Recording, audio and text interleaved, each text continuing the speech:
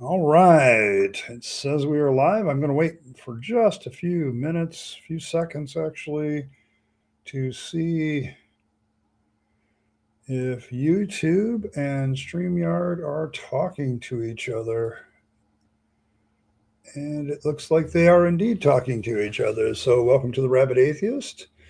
I'm your host, Ed Rabyd, a former pastor turned atheist, now a compassionate anti-theist. Welcome to my channel. Today is Deconversion Hangout. And so if you are struggling with deconversion, if you know a friend that's struggling with deconversion, want some advice, I'm not an expert, I'm not a psychologist, but I've been going through the process of deconverting now for quite some time. We're getting pretty close to a decade. So at that point, we'll see. It's getting close there. Almost a decade next year. So if you're dealing with that or dealing with deconversion issues or you're struggling with something, I am here for you. This is a support stream for you guys. So appreciate all of you that come by for that. And as such, there's a few rules. In order to participate in chat, you have to be a subscriber for at least 20 minutes. So that gets rid of a lot of the drive-bys and people with malicious intent about coming to deconversion drives, live streams, and causing trouble. So, and yes, we've had that. So there's that. There's a goal in chat. 5 super chats will get me to wear the hat of the poll's choice today, and I think that's about it. So thanks everybody for who participates in that, and I appreciate that. That's just my nicer, funner way of asking for money without having to ask for money all the time. So there's that. And let's see. First person here was actually the mighty Filbert and is a full-fledged Rabyd citizen. So welcome and appreciate you. So, but that was before the stream started. So thanks everyone. Let's see. We got Fred is here. Rimmer is here. Martin's here. Welcome, Martin. Paul is here. Cranky Elder God is here. Anne Marie is here. Yeah. There's any malware. If there's any malware reported to the anti-malware software. Okay. There you go. Yeah, sure, Fred. Never caused trouble. Okay.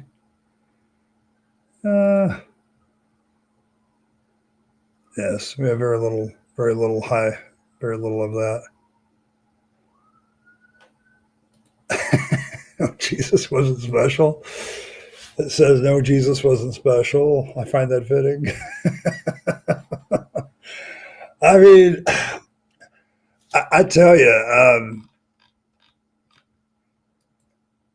hey, Filbert, and thanks for coming a member again. But yeah,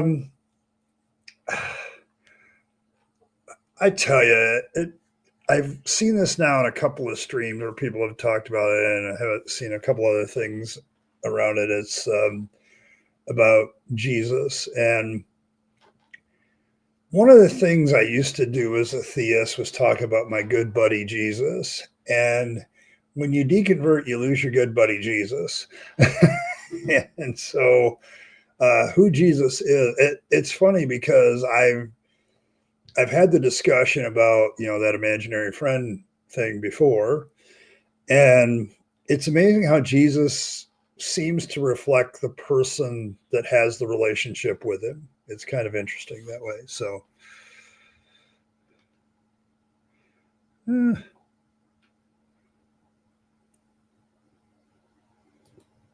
that's a little from a bill with. Okay, yeah, that's true. Yeah, that's true. I see. That's my thing with the whole Jesus is my buddy thing. I mean, we've had some interesting discussions about how people perceive Jesus on their own. But one of the deconversion issues that I had was I don't have a good friend like Jesus anymore to talk to. So, hey, yes, hail Fangs. Yes. Fangs is still around. Fangs has been known to show up from time to time, so apparently we as his followers have attracted his attention. So that's good. But welcome, Triple E. Appreciate you. But so I mean, does religion tap into our imagination, our imaginary friend imagination? Like a lot of kids have imaginary friends, and to me, the deconversion issue there is that we still want to keep one. And so is religion just giving us a grown-up version of an imaginary friend? Is that what's happening with my good friend Jesus?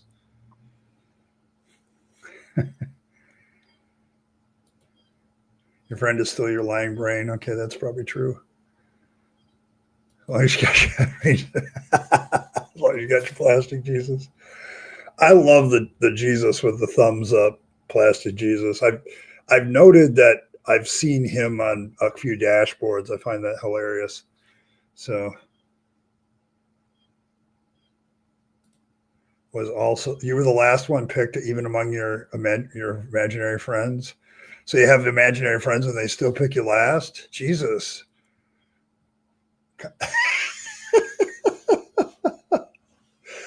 Yeah, no, I see that's the thing about God and Jesus and the Holy Spirit. When I was a Pentecostal, I was over at Simos's stream earlier, and they're talking about mediums and all this stuff, and cold reading and stuff like that. And I remember as a Pentecostal, you can self-deceive yourself about your imaginary friend actually giving you special powers. And so I find this funny because religion always, you create this imaginary friend that's better than you. And so, and to a point where you're the wrong one and your imaginary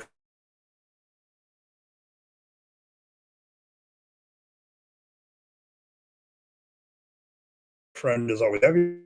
Oh, then what you end up with is like this, kind of thing where your imaginary friend's always better than you are. Okay, so there's that. We know all about tentacles. Yes, this is the other thing about JC. And things I noted when I was in Life of Christ class, when I was in Bible college, later on in my own personal studies, I found that, how can I put this? That you end up with 4 very different Jesuses with different personalities, different motivations. So even within the Gospels themselves, you end up with this multi-personality Jesus. Okay. And it's interesting. Like, I would wonder if there's a study out there. Like, if you ask a Christian's favorite gospel, like of the 4 gospels, which is is your favorite? I wonder what would happen as far as person's conception of who Jesus Christ is. Okay. And how they view their relationship with Jesus Christ, which one is their favorite. I imagine there's a lot of correlation there. So there's that. You have a new video, Filbert? I'll have to go check it out when I get a chance. I don't know. A lot of people have imaginary partners, that's for sure. Do most of my former, I would say probably some do. I don't know if all of them do. The Shot of Turin has been proven over and over to be a fraud, Tommy Gunn. I have to applaud your perseverance to get in here, but okay. But no, the Shroud of Turin has been multiply disproven. It's why the Catholic Church won't allow it to be examined anymore. Sorry. I mean, if you want to talk about a scam, the Shroud of Turin has been a good scam for the Catholic Church for a long time. But getting back to the original question, I think some of them know. I have a few of them as subscribers, I think, to the channel. They just never talk. Okay. Um, like I see like maybe eight, 9 people in chat. There's 16 people online right now. So there's a few lurkers in every stream that I do. And I'm probably sure 1 or 2 of them is probably a former parishioner or a family member. Um, so yeah, I think some of them know. Had former Christian friends that know. I know that there's a couple of pastor friends I used to have. So there's that. But yeah. Friends with benefits. Did I ever have to kick anybody out from church as a pastor? I think when I was an Assembly of God pastor, I had to maintain the membership roster, and the membership roster had a lot of like conditions, like you had to tithe 10% of your income, you had to maintain the 16 fundamental truths of the Assemblies of God, and so every 3 months I'm going to the board to check on the membership roster, see if everybody was, and if people, I don't know if we ever kicked person out of church, but we'd often revoke their membership so that they couldn't be a part of decisions. It was kind of a built-in process. I was just, I just enforced it. So the Assemblies of God is kind of weird that way. So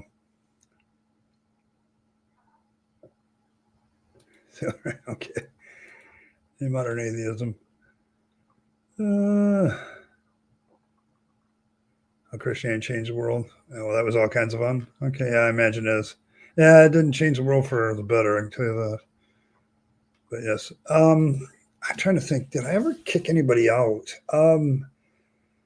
I think in my last church, I was the person that talked to somebody that the council had asked not to come back. And I had to do the duty of talking to them about why.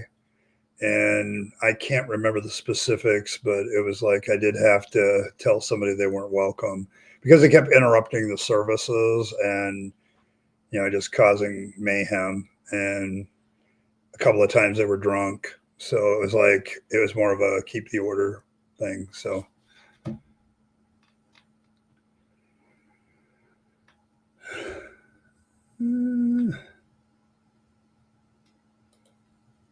Finite or infinite for me? That's a good question. I think because it's a creation, you have to make it finite because God has to be bigger than his creation. So at some point there has to be an end to the universe. I don't know. Back in the day, that was one of those hard questions when I was a theist. Today, it's like I'm not sure that question is even. What do you mean? Okay, I hate to pull a Jordan Peterson there, but like, what do you mean by finite or infinite? Time wise, physicality wise, energy wise, what are we talking about here? So, and I'm not knowledgeable enough to even really give a good answer to that now. But back then, I would probably have said finite because you have to have a creation smaller than the creator. So, you got to support your local ed. Okay, there we go.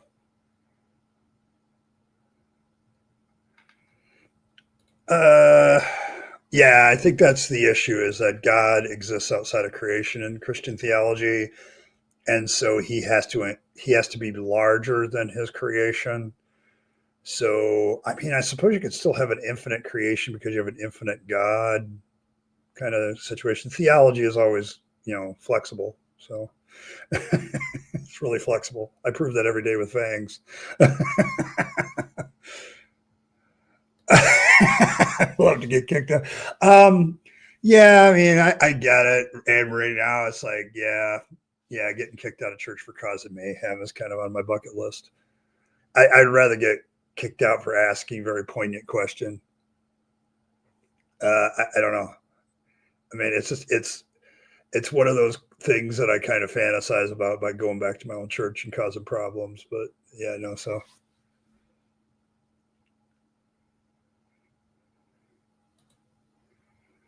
Yeah. See, that's the thing, modern atheism. I don't have enough knowledge anymore to answer some questions, and I'm okay with that.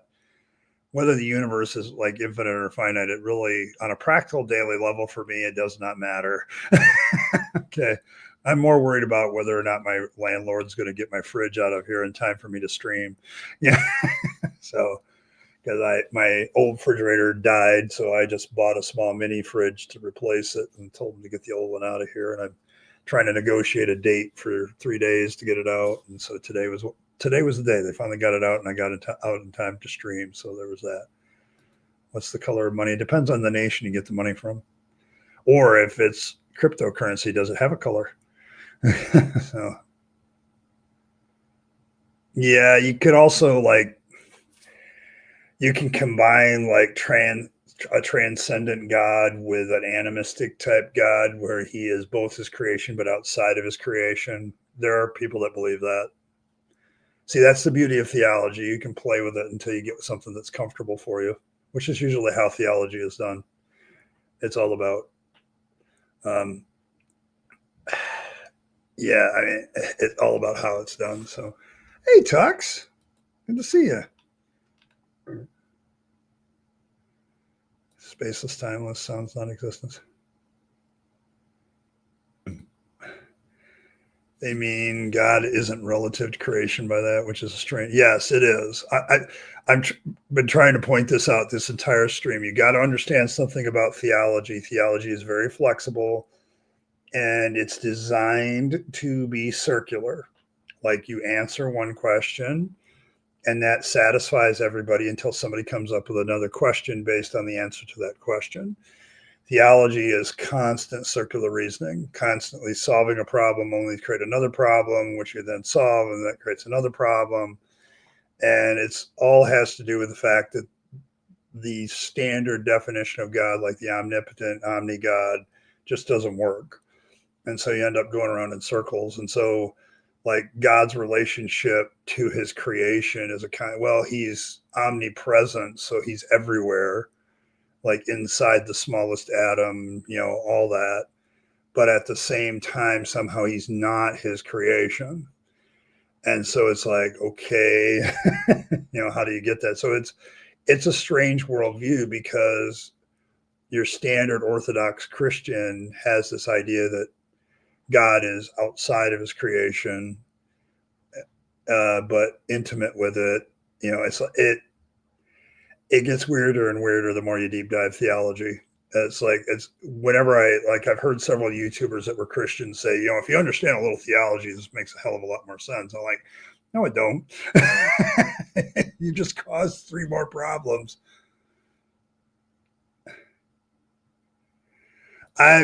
You're not the only one. It's not that I completely understand it. And you got to understand, physicists get to a certain point where our understanding of how things work breaks down, and it might just be our finite 8 brains that just have gotten to a point where we need help to figure it out. So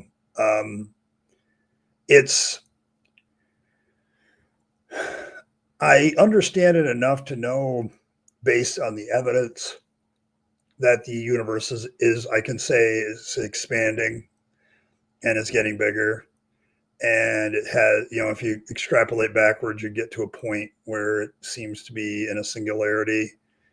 But what is that, and what happened before that? I mean, is that even a relevant question? I see that's the problem with physics. Is there are certain points where you get to the edge, and you got to figure out how you're going to jump off that cliff.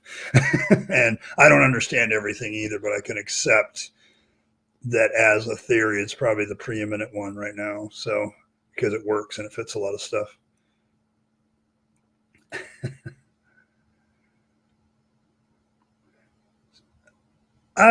Who created the Big Bang? The assumption I answer that question while you're assuming somebody created it. Why are you assuming agency? Does it need agency? Why does it need agency?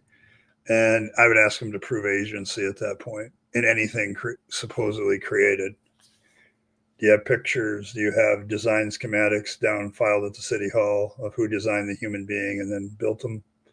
Do you have any kind of evidence like that, that this is something that somebody created? Like, that's a pretty big assumption you might want to prove. So there's a lot of people, Fred, that this is that stuff has just always existed. It just changes forms. So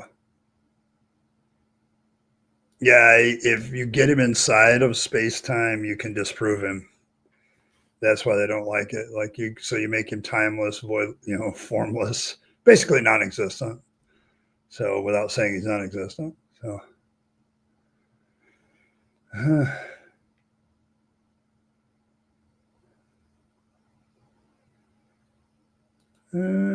an internal universe breaks my proof heaven and hell cannot exist. Depends on what you mean by heaven and hell. I mean, I look at the Christian definition of heaven, that seems kind of made up, by Christians. And then hell is kind of made up by Christians. And it depends on the flavor of Christianity, too. Some of them don't have hell. So, do we want people to burn forever? Do we feel that's a good standard of justice or not?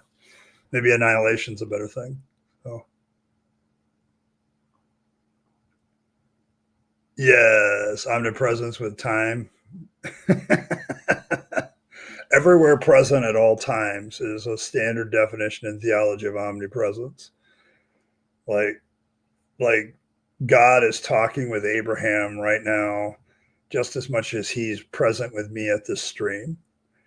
So he's everywhere present at all times, and it just does not make any sense. So yeah, that's another issue. There's a lot of Big Bang cosmology theories there, and we get to the more hypothesis definition of theory the closer we get to the Big Bang, because our understandings are just inadequate. So, and it's fine. I'm good with not understanding everything anymore. When I was a theist, I always had to have an answer. I don't necessarily always have to have an answer anymore. And a temple drinking up ways to enrich themselves makes a lot more sense. Yes, it does. See, that's the thing about religion. I don't see religious leaders come in two flavors, I think. There may be a few other flavors too. I don't want to get into a dichotomy there, but there are those that know it's a con and they play that to the hilt. And there's others that innocently believe that it's all true and they're sincere believers. And there's also doubters in the middle. And that's where probably most of them are, in the middle. So yeah, it kind of gets incoherent at that point.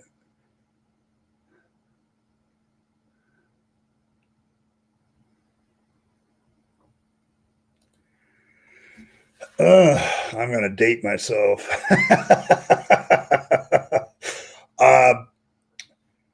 It kind of goes to like Ozzy Osbourne's death. When I was growing up as a Christian in the Pentecostal church, rock and roll had a demonic beat from Africa. Let's not even talk about the racism there, but there was also like rock and roll was the devil's music, that sort of thing. And so if I listened to stuff outside of Christian rock and roll, and even Christian rock and roll was controversial, so like they were still using the demonic beat. And so then you had the satanic panic of the 80s and all that crap. I have always listened to non-Christian music, though, and I was thinking about, because of Ozzy Osbourne's death, like, how long have I been listening to Ozzy Osbourne? I was really thinking about this question. And I realized that I think my first song that I ever heard Ozzy sing was War Pigs in his Black Sabbath days. And I listened to that when I was 4th, 5th grade. So, and so I've always had, like, but when I was a pastor, probably my favorite secular bands were like Metallica. Geez, oh Pete's probably a lot of rock and roll, like Iron Maiden, Def Leppard, anything of the heavy metal genre was probably on my list. But also, I listened to it like, do you consider Mozart and Beethoven secular? But yeah, I would listen to a lot of secular music. I don't know. I kind of got out of the mold of something as sacred or secular. So I remember, gosh, there was several bands in the '80s that, oh gosh, what is the one that did Why Should the Devil Have All the Good Music? That was an issue. You know, that it's good music. That's not the problem. So kind of that. But yeah, I used to listen to a lot of secular music, and honestly, I got to the point where secular music made more sense than sacred. So over time, bringing in two to just earthlings throwing the same rock in orbit requires Einstein levels of math. Yes,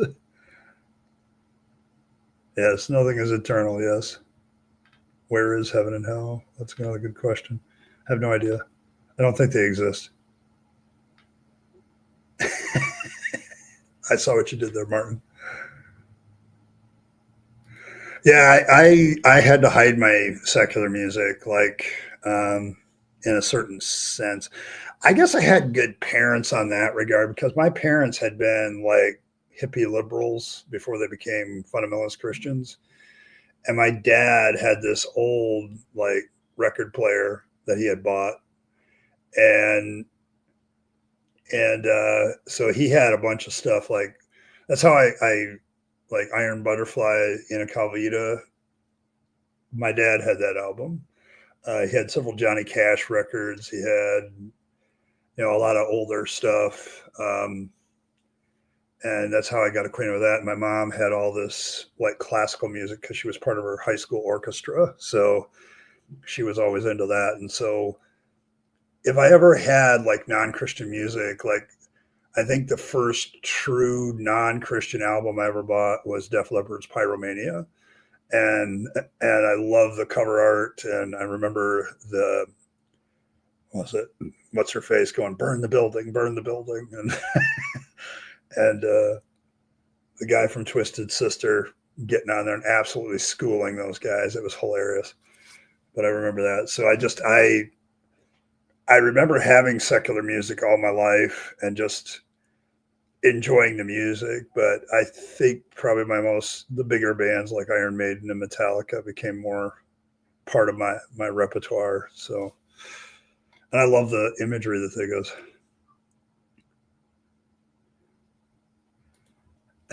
Rock were my mom's Patti Smith albums when I was left Beethoven behind. You're the actor and your brain is the script writer. Somebody needs to be fired. Somebody needs to be fired, Fred. Jimmy Swagger led a whole. Yes, I was part of all that.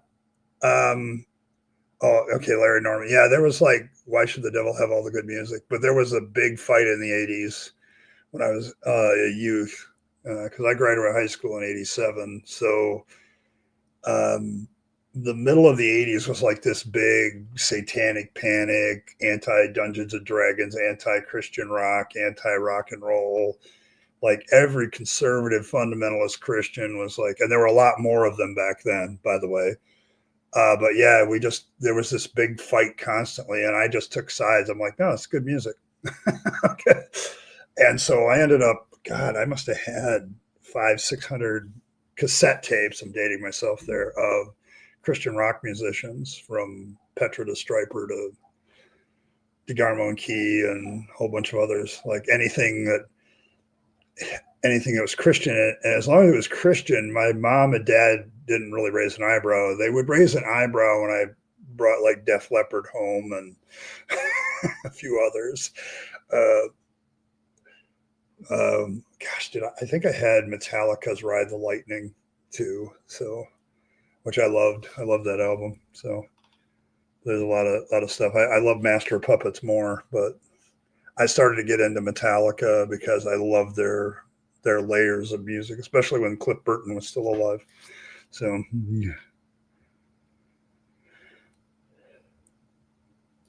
your father could watch all I feel you there, Earl, because my mom and dad would watch Hee Haw all the time too. This is more my dad's thing because he was a country farmer boy and it never quite left him.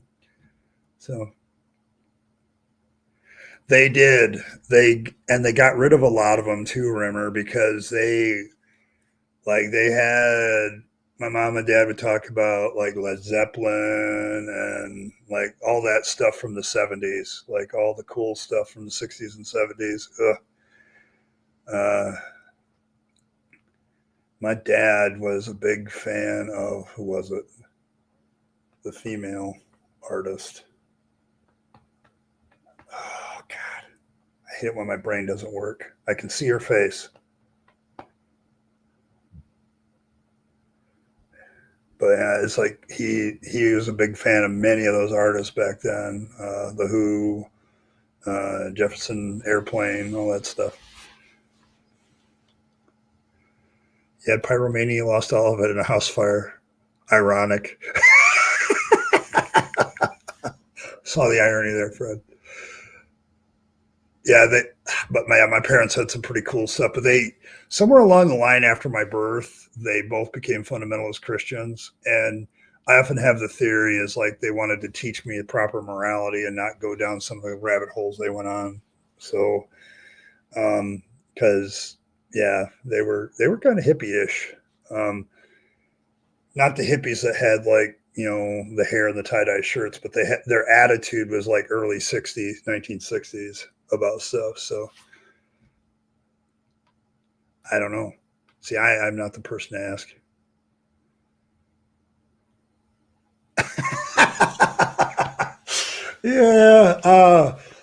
AC/DC was one of my favorites too. I love to listen to those guys, still do. Boy. Let's see. We got Tres Hombres, ZZ Top. Yep. ZZ Top was good. Bad Company and Back in Black. Yes. Yes, I know all of those. Let's see. You got Black Sabbath, Led Zeppelin, Deep Purple, Rainbow, Johnny Rivers. Yes. Some of those are very, very familiar. Depends on the album. Later Def Leppard, not so much. Their early stuff's better. Tattoos being portals for demons. Satanic Panic never stopped. I think it's diminished though, Kyle, because what happened, as with all things in the church, you had modern worship develop inside the church. Okay, so you have these people doing these modern choruses, raising their hands, and it's like, well, it sounds a little like rock and roll to me. And they started creating a concert mentality in a lot of these bigger churches so they could get people in the pew. Well, then they had to change their view about Christian rock because they were essentially playing it. They were doing concerts to open their services to get people to come, and then you'd have some guy do a 10-minute message and call it a day. So, but that's what ends up happening in a lot of modern churches for a long time. It's like in the 90s and the early millennium shift, that was what was going on. So why would Friday by Heinlein get you an intervention, Martin?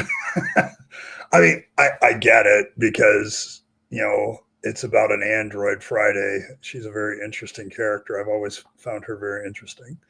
But yes, one of my favorites in his literature. Yes, Leader Ford.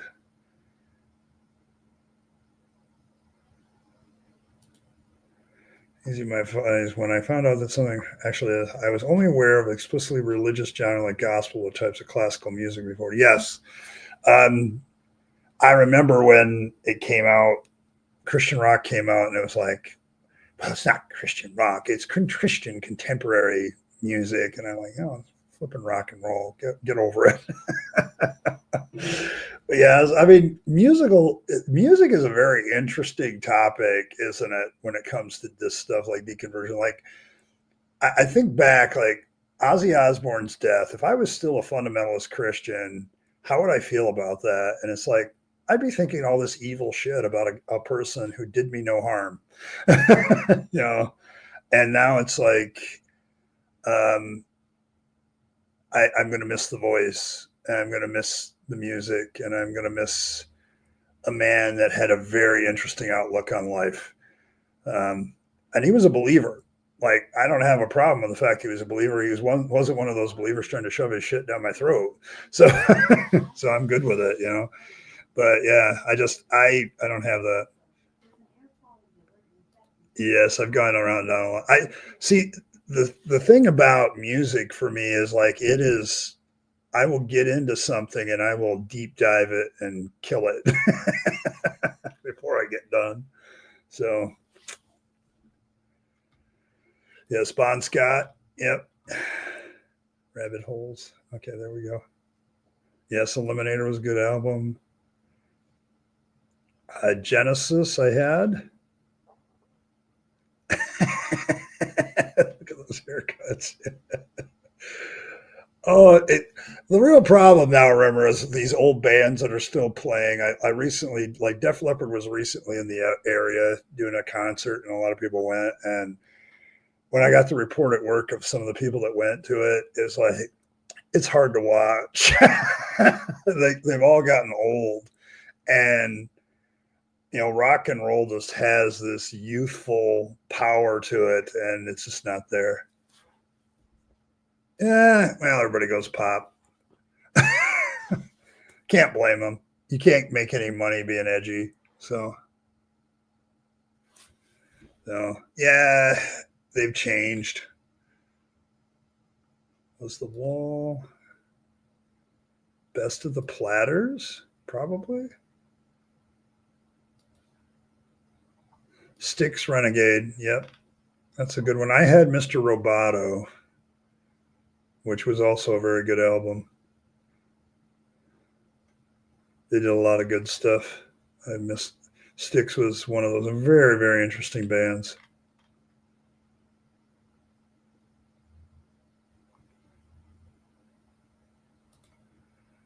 Favorite music act from the past 5 to 10 years? Wow.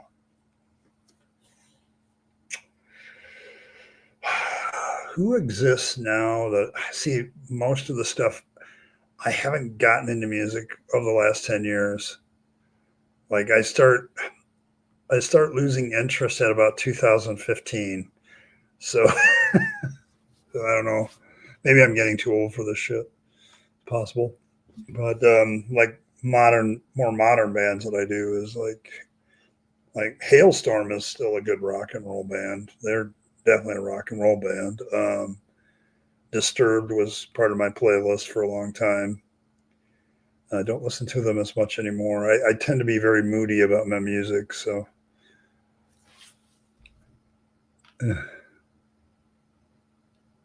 Styx is also the devil music. Oh, everything's devil music. Yeah, see, this is me and Fred might be on the same wavelength here. Has there been any music for the last 5, 10 years? There might be. Don't get me wrong. It's music has gotten harder because there's so much out there to listen to.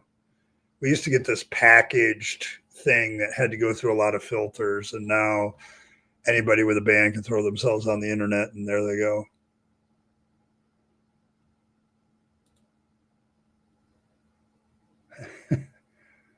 '50s rock and roll days. They hated rock and roll. I'm not sure how that happened. Oh, okay.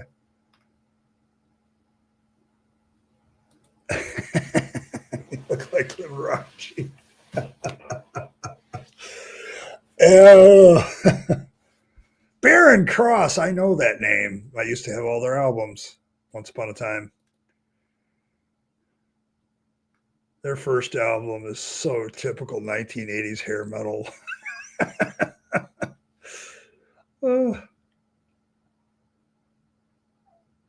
uh, you know, when they first came out, they were like awful. Like people just did not. They all thought they were the devil, and now it's like, so there's that. The hat. Manowar and a Manowar album. Okay. Hey, Earl. How you doing?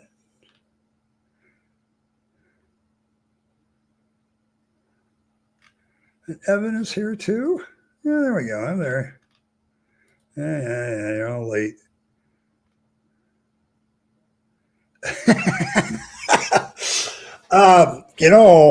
Given my recent experiences with the dental profession, I'm kind of with you there. Getting a tooth pulled, it's the gift that keeps giving. So, oh, see, I haven't heard from you in a while, Earl, and I figured that shit was going down, so I left you alone.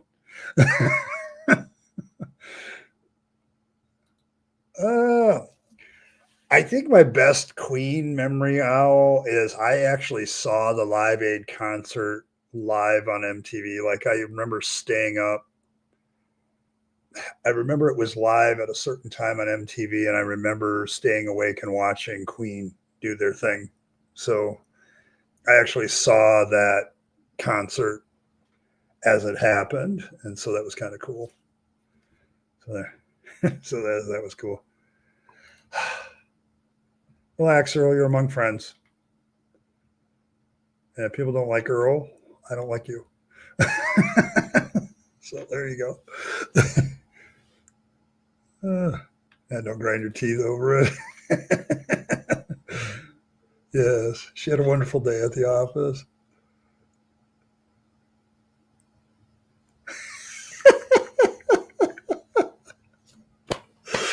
Oh, I don't know. Everybody's getting that way, Earl. I go to work and sometimes I want to leave within 5 minutes.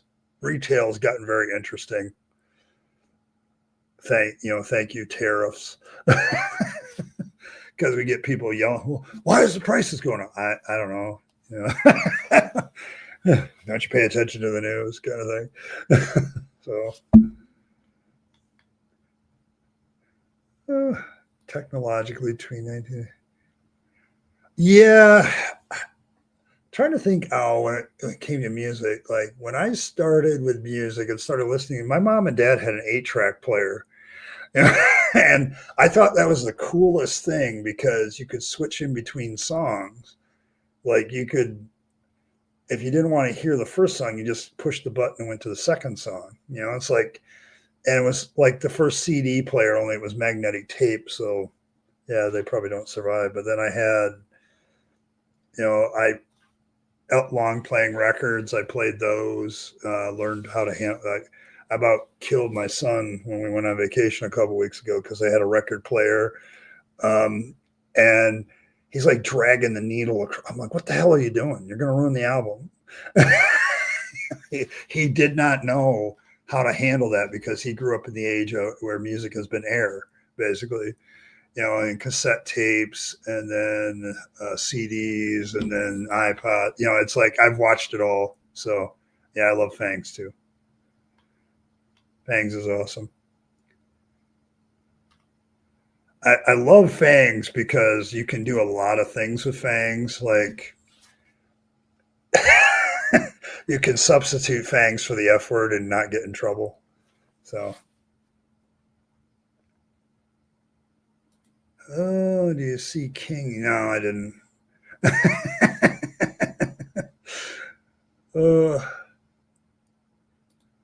Dishes helps me forget back to hobby. Yes. The Rabyd Atheist, also do the same, Ronald.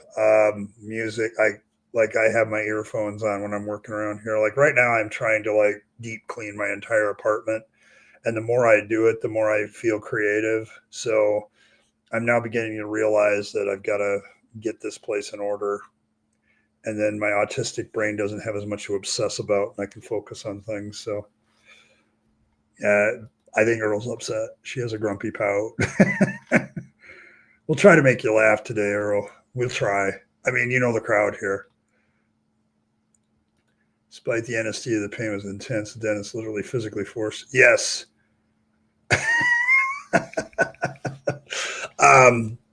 This tooth that they pulled was very extra long, wide, long kind of thing. It was a big tooth. And so they created a pretty gaping hole in my jaw. And it's 2 weeks later, and I'm still taking pain meds to get through the day because it's still healing. So, and he talked to me this week because he filled in the other side so I can actually have something, teeth on one side so I can chew stuff. So it's been interesting not having that. So, but yes. Yes, yes. There's always people dreaming of how to make more money. Yes. Molly Hatchet. Oh, that would have been a great 8-track. And Marine, that would have been a great 8-track. But I love Molly Hatchet too. It's okay, man. I'm not begging. We're only 2 super chats short of a hat. And right now it's the Newsboy hat. Everybody seems to like me with the Newsboy hat, and nobody thinks it's weird. So it's good because this winter I'm planning on wearing the damn thing to keep my head warm. Your boss knows nothing about it. Cesarean accounting.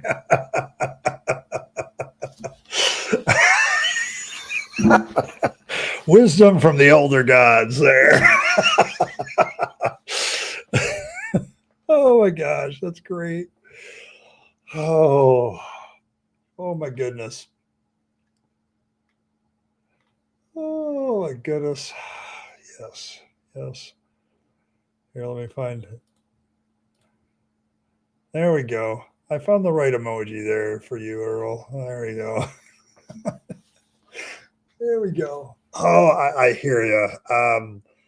Earl, this week has just been frustrating at work because it's like, I swear the inmates are running the asylum right now.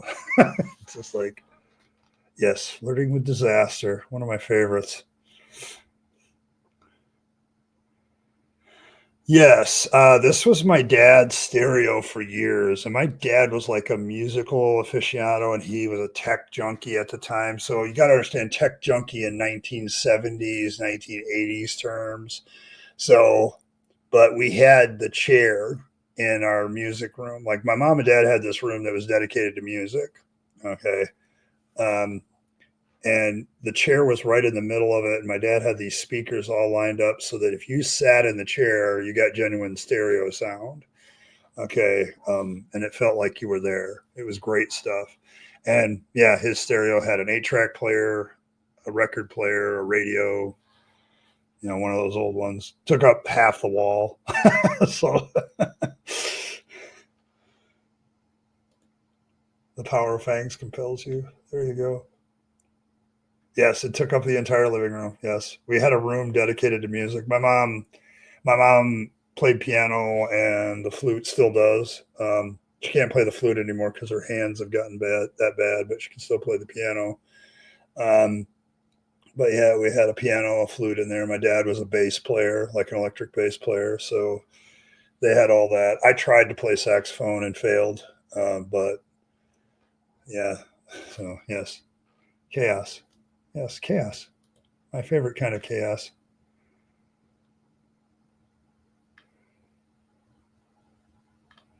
You voted for the Newsboy hat? Okay. Here. Oh, see, this is the thing. When I have all these emojis ready, I can actually show. See, because for whatever reason, StreamYard won't pick up my custom emoji, and it kind of pisses me off. So I kind of load them up so when one of you uses them, people can see what you're doing. So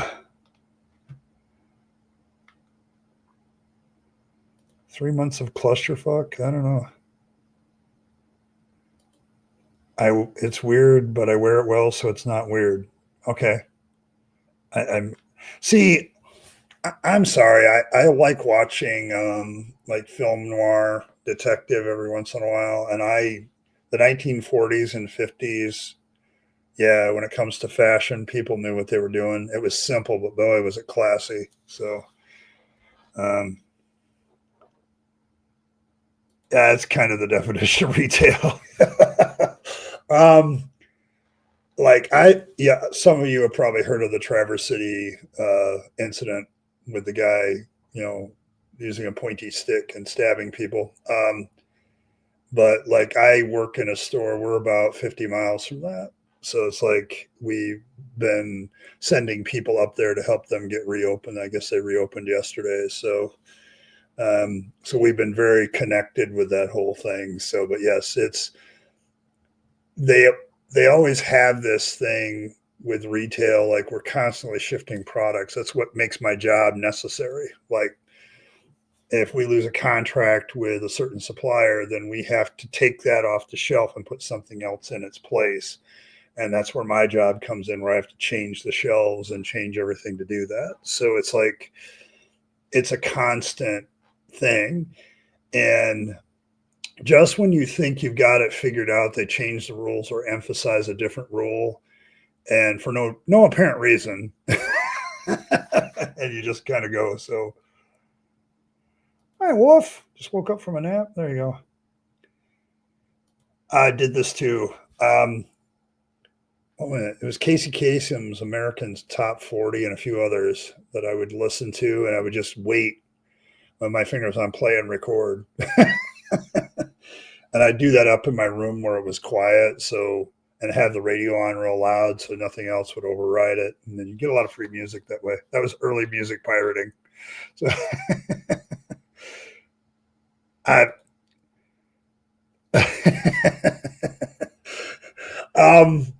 my father once gave me a definition of clusterfuck from the military. A CF, he said, is when a snafu, a tarfu, and a foobar all get together.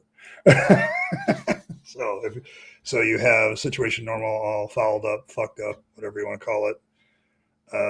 Things are really fucked up, and then you have fucked up beyond all repair. When all three of those get together and sing a trio, that's a clusterfuck. So there you go. Contemplating anarchy. Yeah, it's a good contemplation. Yeah, I love this one too. His eyebrows are our classic. Yeah, you did a really good one there.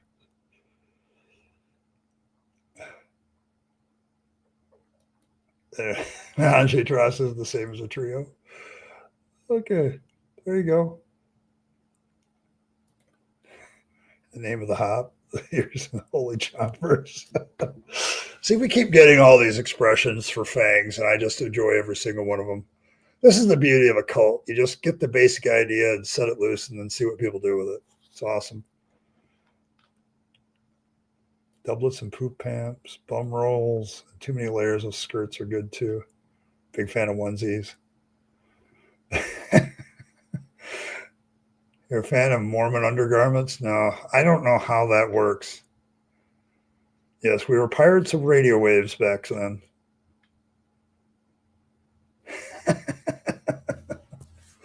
Yes, I remember pirating music. Music has always, in my mind, been expensive until recently. Like, and even now, it's like 99 cents for a single song. Really? Yeah, I don't think I'm doing that. So, Commando forgot there. Tries and tails, too many leggies. Yeah, that's probably so. Yeah, definitely cult. But yeah, that's the beauty of starting a cult, I think, though, Evan, is like I don't have to do a lot, okay, to be the leader of a cult. The leaders of cults, I'm beginning to understand the attraction now a lot more than I did before. But really, you just have to be a good bullshitter, okay, and then people do the rest for you. Okay, so only work if you don't ever want to have sex with another person. That's correct. Being German, clothes, yes. JWs have the worst music. That's possible. I don't know. I see the thing about music, and I look at religious music, is I have history there. Some of my ancestors wrote hymns, and some of them, one or two of them, is still in every hymn in most hymn books. So they're there. You're this close to registering as a 501c3. I've thought about that too.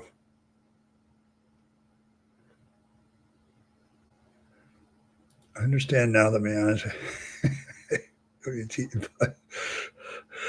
Oh, okay. Here's the thing about Southern black churches or black churches in general. It's an experience. If you want to hear good harmonics, there you go. So it's annoying to you? Yes. I had to move to Europe.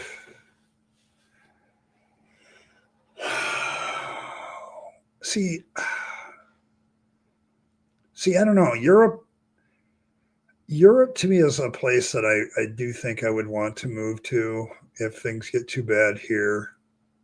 Um, I don't know. See, I would probably move to Scandinavia somewhere, Denmark, Sweden, Norway, somewhere in there.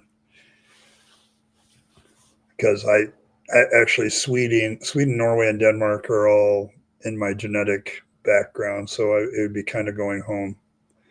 So, and I want it cold enough where I don't have to worry about heat, and so I'd pick those. I certainly would do anything by the Mediterranean. So I, of course, could go to England, so I could sort of kind of speak the language. So, yes, I know, Earl. Trust me, I have really thought about this because if I ever do the 501c thing and make the cult of fangs into an actual official religion, the beauty of that is I could offer ordination so you guys could do weddings and shit. So, no, but yes. You'd go to the England for the rain. Yeah, see, that's the other thing. The rain would be an issue because I love rainy days. We had a rainy day yesterday and I was like digging it. So it cooled everything off. It's like a decent temperature today. So, but yes, I have really thought about doing the 501c with fangs. And it's like, because there's so many things I could do it. Like we could sell Merc and consider it religious fundraising, and we wouldn't have to pay taxes on it. I'm serious. So, as you know, it's promotion of the religion, and the profits go back into the religion. So, and of course, you and I would have to draw a salary from that. So,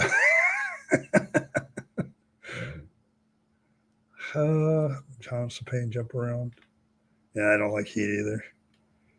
I'm hypersensitive to heat and light, so summertime sucks. So,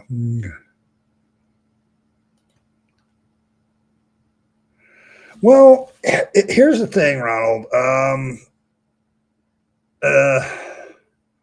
I get it. I get why Europeans don't see. As you and I both well know, there's our government, which I despise right now, but there's a lot of good Americans that don't give a damn. Okay, they're just trying to be good people in a bad world, and I think whenever I examine a country now, I'm like, okay, what are the people actually like, and what is their government like? Because often those are two very different things. So there's that.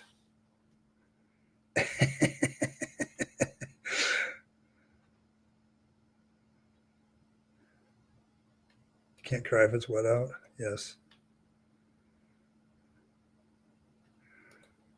You want to be a Fangsery minister? See, this is the thing. See, we could do like dudism, Pastafarianism. I don't know if Lisa the Rainbow Giraffe has a cult yet, but I'm just thinking that I could offer some ordinations, and then you guys could do weddings in the name of Fangs.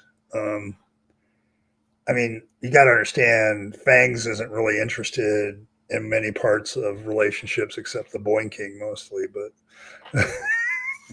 so there's that. Oh.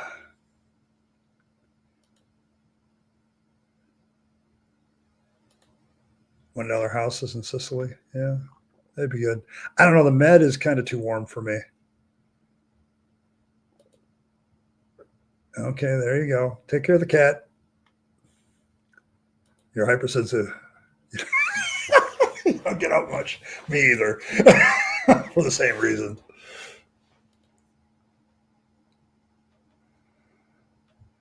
Okay, to come to Sweden, you must get a job first with a higher income than I have ever had. Okay, so they put up a barrier to entry. Outstanding. So yeah, yeah, Earl's with you there, Cranky. Ed the Vampire and his enormous fangs. Yeah, there we go. Oh, you don't like MAGA Americans? Okay. Bans to Phariseeism. There we go.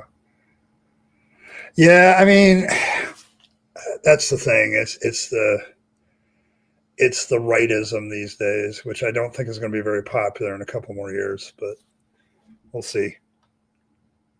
Never go full fangster. Okay, there we go. Yeah, see, we got to come up with a name. See, that's the thing. I mean, I'm all down for pulling out the paperwork. It's the paperwork, though, that kills me with it. So, but yeah, I mean, the beauty of a cult and the beauty of religion is this: you can get away with a lot more shit. So, and it's like, I don't know, it's appealing to me.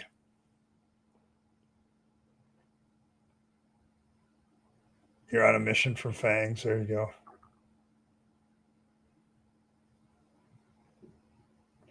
I agree with you, Rimmer, because I think the real problem is when these people get power, they overdo it. I mean, don't get me wrong, the left does it too. They overdo it. And it's like, I don't. The problem I now have with political parties is I don't think they represent most people. They just represent the party. So, and it's hard to be a moderate that thinks through every issue anymore. So, me and a family member helps me with the paperwork. Oh, there you go. Cult of the Ebon Rabbit. See, I have told you guys before that the beauty of Fangs is it lends itself well to denominationalism. Like you don't, if you want to create your own version of Fangs, you go for it. I'm down with that.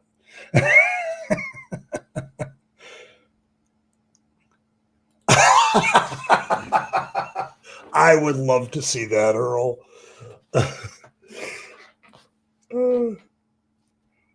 Oh, a Blues Brothers Fang and put it on a shirt. Oh, I am so down for that. I am so down for that. The cleansed disciples of Fangs. There you go. See, it's a beautiful thing, Kyle. It's a beautiful thing. And people think I'm making fun.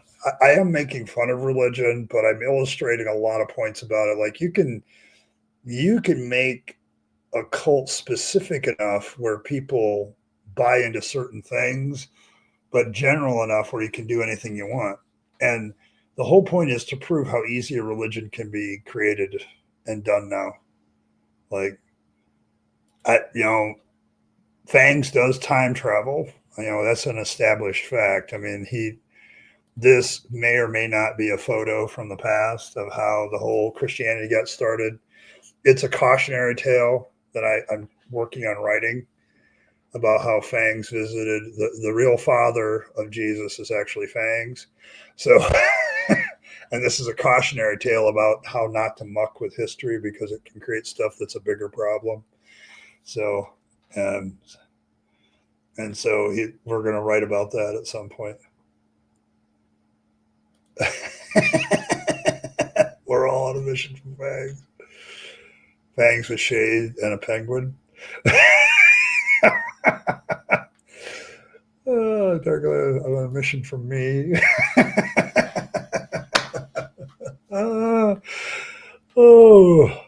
Our country is. Yeah, it's been sliding right, left, and center. This country is just really weird. We have like over 350 million people, but only 2 political parties. I just find that very weird, and it's because of the way the system is. I was saying he may, or with his duplication powers, remember, he just create another version of himself that is overweight. Fangs can do a lot of things with multiplication powers. Remember that.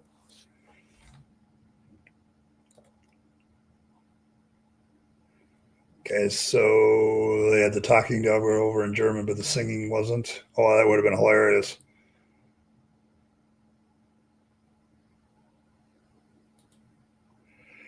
Creating a religion to prove religion is silly, kind of, as people will actually start believing it. Look at science. Yeah, I know. See, that is my cautionary tale here. I'm trying to take the cautionary tale about Fangs getting involved with Mary and accidentally creating Christianity as a cautionary tale about how creating a false religion that I announce as false, somebody might believe it someday. So that's my cautionary thoughts about it.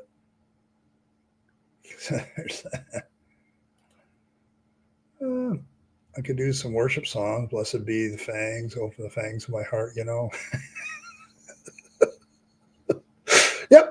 Yep. Go ahead. I mean, the song, when you look at the songs of any religion, where did they come from? The people. The people wrote songs about them. Or model of a modern major fangs area.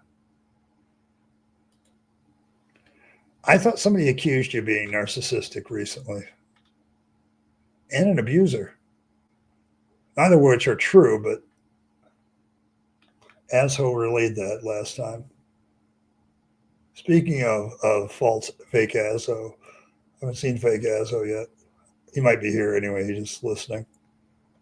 Number of distinctive voices with also fangs for the memories. Oh, do fangs. Oh, do fangs. See, I'm hearing what you guys are doing, and it's hilarious. At the hop. It's been done before.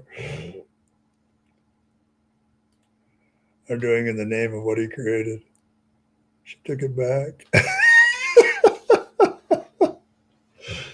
Oh my goodness. Yes. I'm seeing what you're all doing here. I love it. I love it. This is the beauty of a cult. That's what I'm saying. You have a good day, Fred. Appreciate you being here.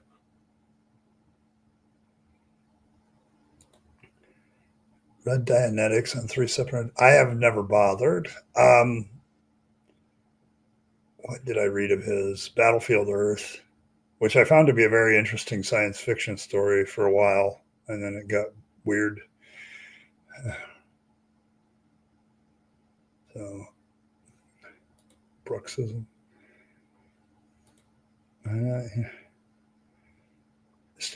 It's people who aren't on the joke and take it seriously. Yes, I get what you're saying. This is my cautionary tale. This is why I have Fangs making the Annunciation to Mary up as a cautionary tale. This is probably one of the first tales of Fangs that I want to fully flesh out. So I definitely want to do that.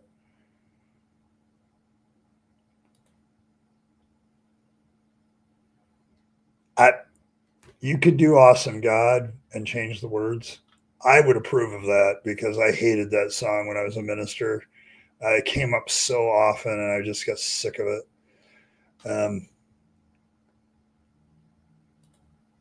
Really?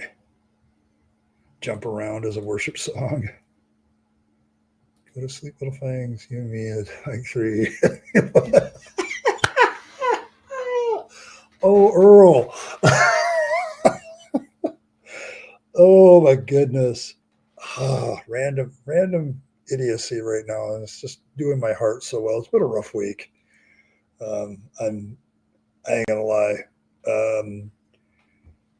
Just between my tooth still being painful, and thanks Earl, by the way, for the medicine recommendation. It's the best pain combo I've done yet.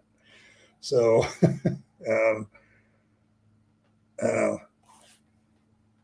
but it's just been like one thing after another, and I'm just dogged tired, and you guys have made this week really, really good both times we've live streamed. So thank you very much for that. Good laughs, and I appreciate that. And my Christian mother gave me the book, which is Dripping with Irony. Yes, that is Dripping with Irony. Jump around, Marky Mark. possibly. In the garden, Fangs was just lazy to reach the guy. He wasn't expecting the bitch to steal it.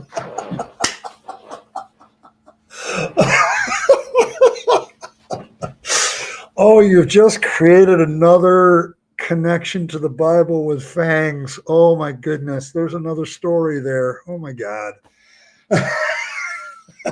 My autistic brain is just fired up about how I can put Fangs in the Garden of Eden. Oh my God. See, me and Earl have the same problem, only she'll do art and I'll go write shit. So there's that. Van Halen's Jump, yes, that's probably a holy song. More holy. Oh, Fags was trying to stop the whole Garden of Eden thing and was just too lazy. Yes, I could see that. Oh, Bunny, where art thou? Oh my goodness.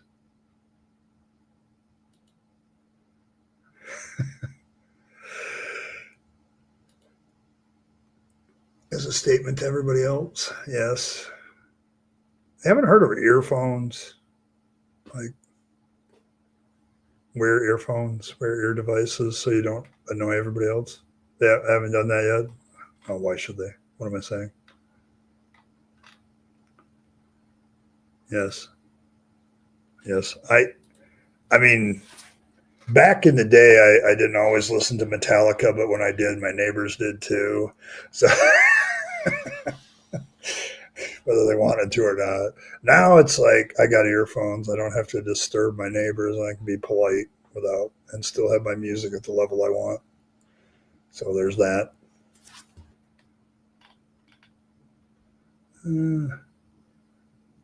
Amazing hair. How sweet the fangs. You guys are great. Who's going to play the part of the talking snake in the Garden of Eden? Now this is where my brain is going, Anne Marie. See, because I've got the story of how Fangs accidentally created Christianity and has regrets about it. And now I have lazy Fangs not preventing the Garden of Eden story. And that's going around in my head.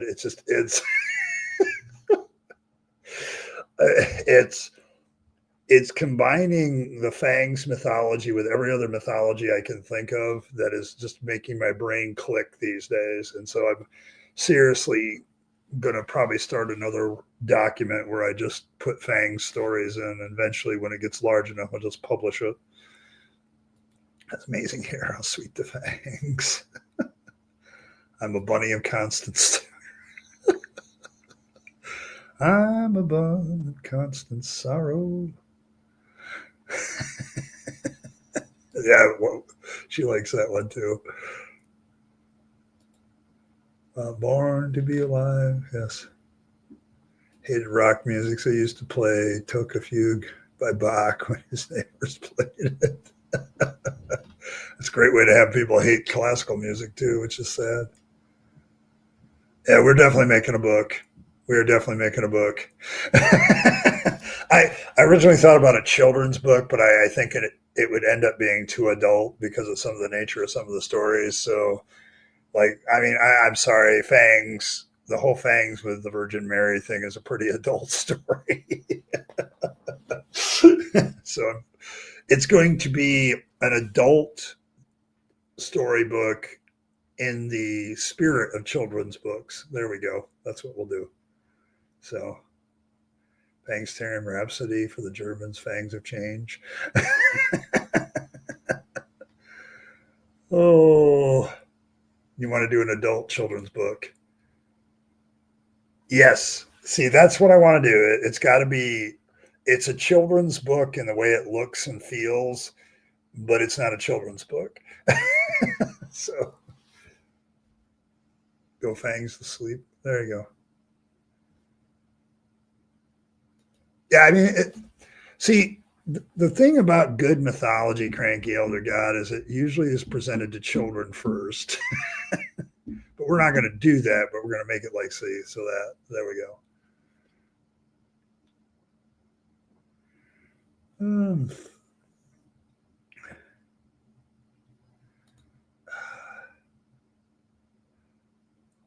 Oh, Gorky Park. I remember that movie. It's a long time ago. And Snippy, maybe.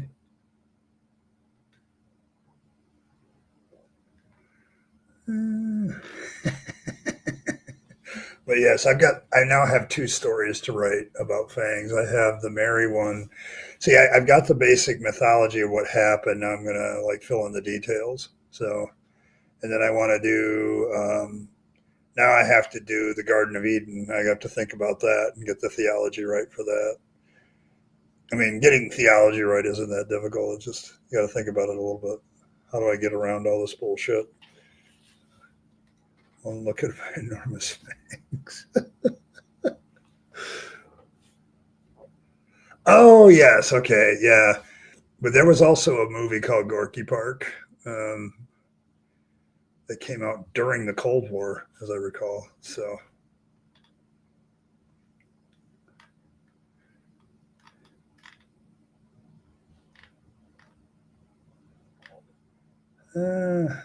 fangs cleanses through eternity. Fangs was nomming on a carrot and wanted Eve to grab an apple for him. The rest is mystery. That's fair. I'll try to get more like revelation from Fangs himself and fill in the mystery part.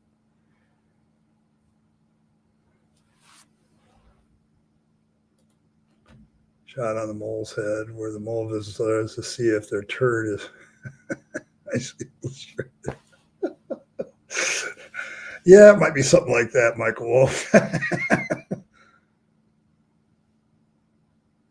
That was to the tune of Valhalla Calling Me. You know, I like that song for obvious reasons. Also because I have played Assassin's Creed Valhalla for a while. I don't know, that game gets repetitious for me, which isn't necessarily a bad thing, but very, very interesting. I don't know, the Assassin's Creed series is really hit or miss for me. So, but yes, Valhalla Calling Me is a good little tune. See, I've got to be a true cult leader and not only write stories, I've got to eventually write lyrics and somebody else can put them into a musical form because I do poetry from time to time. So,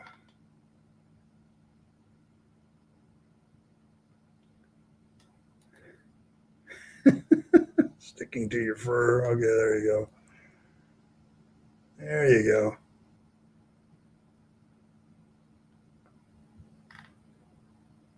Bunny and I killed her, born to be fangs.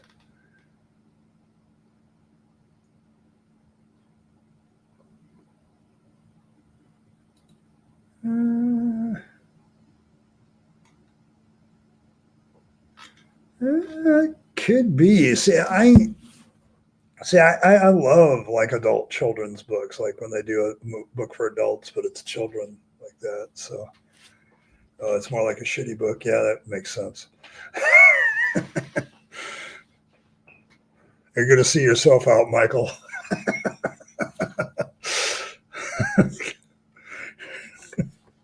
So,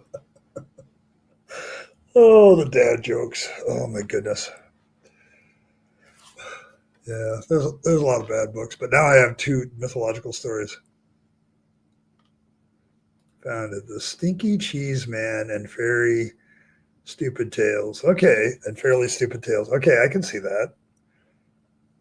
So what do we got? We got to figure out a title for this book. I do believe so. I think somebody did do an adult children's book on What Does the Fox Say? Can't make you leave. Okay, so we need to have a bouncer now. I mean, you haven't done anything worthy of being banned. It's just a really bad dad joke. Oh my gosh. Oh, what a great crowd tonight. You guys are awesome.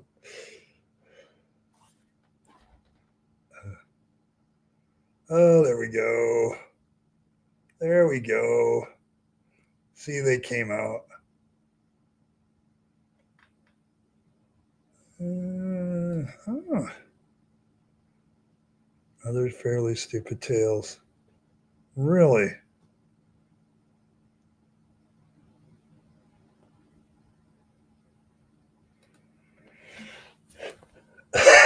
You did it again, Elder God. Now I got a third story. Why did the flood really happen? Because Fangs multiplied himself so many times that the earth was just infested with rabbit burrows, and so therefore Yahweh had basically at that point human beings just become collateral damage in an attempt to get rid of all the rabbits. So, and yet Fangs survived, because Yahweh failed. Another failure of Yahweh to wipe out Fangs and the many Bernie Barrows. See, this is what you can do. This is what you can do. Poop that went for a pee. There you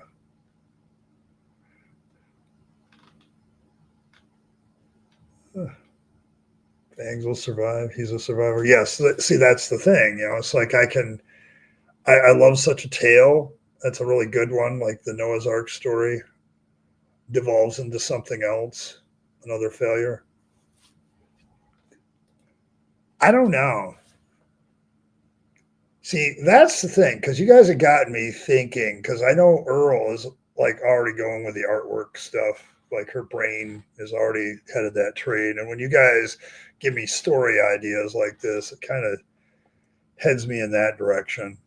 Because now I'm starting to like connect. Okay, I can, with my biblical studies degree and my theological studies degree, I can now connect Fangs with a crap ton of like what we could do for the children's book thing.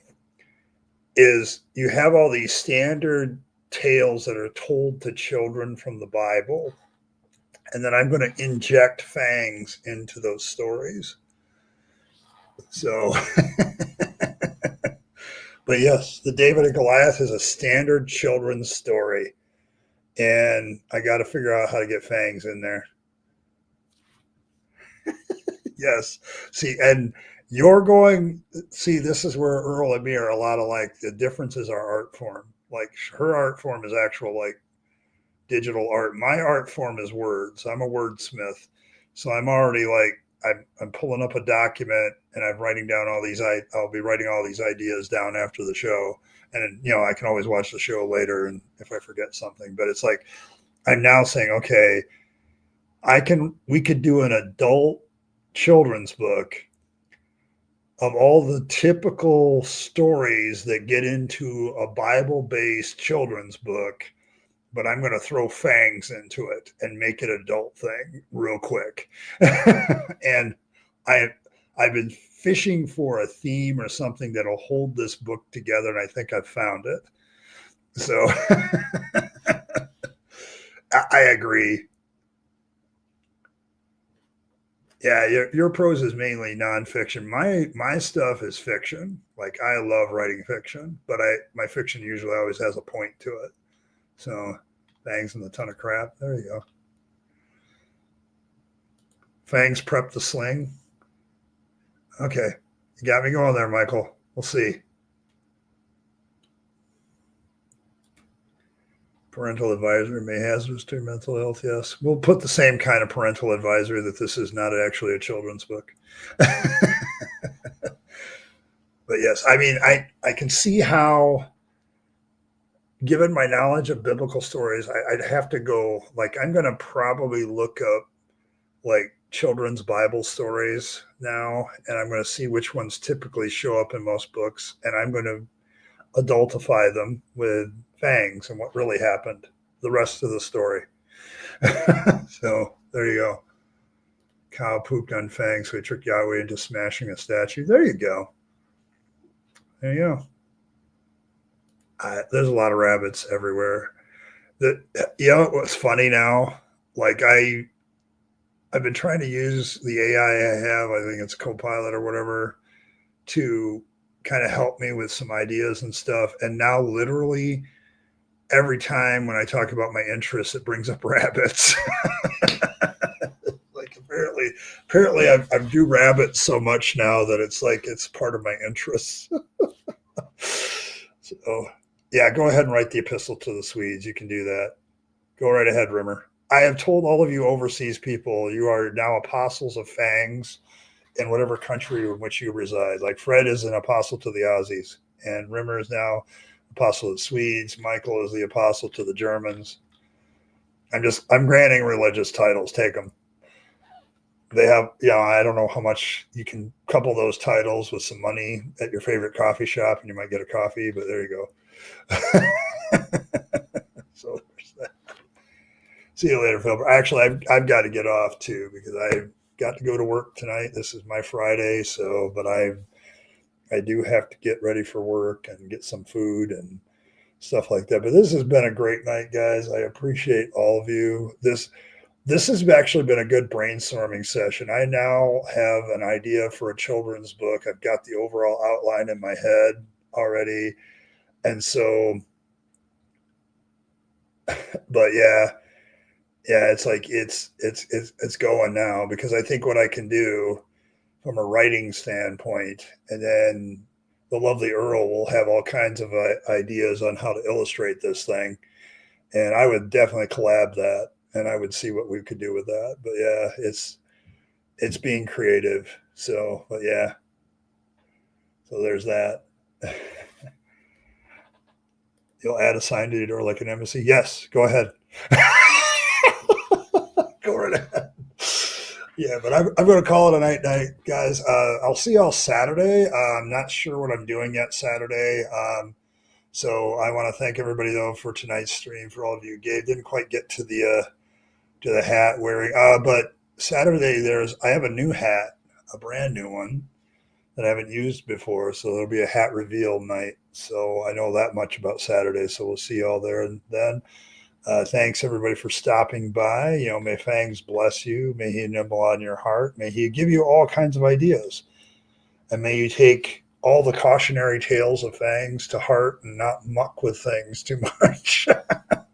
So there's that. But I appreciate all of you. May he nibble on all of your hearts and keep your fangs, your canine teeth pointy. So nom, nom, nom, and all that jazz. And thanks once again for coming out tonight. I appreciate all of you. I really needed some good laughs. It's been kind of a tiring week. And you guys always bring a little bit of joy into my life. So thank you very much. Appreciate it, as always. And so thanks, everybody. And always remember to live your best life. You only get one go around and then it's over. So make sure you're taking all your time, money, and opportunities and spending them on yourself, the people you love and care for, and to make this a better world. You'll be happier if you do. And don't waste them on the trappings of religion and faith, because that's a dead end. I speak from experience. And as always, everybody, thanks for stopping by.